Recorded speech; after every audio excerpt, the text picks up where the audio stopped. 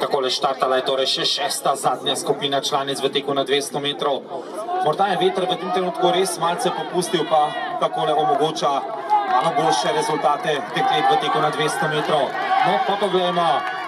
Lepo tečejo dekleta, brez odločitve še v teku na 200 metrov na drugi progi. Zaenkrat Ajda Kavčič, Anita Horvat, pa tukaj na šesti progi. Pika Bikarker, na katero sem opozoril. Anita Horvat, mislim, da na drugem mestu, pa Ajda Kavčič tam, pa bomo videli sicer, kmalu bodo znani uradni rezultati. Veter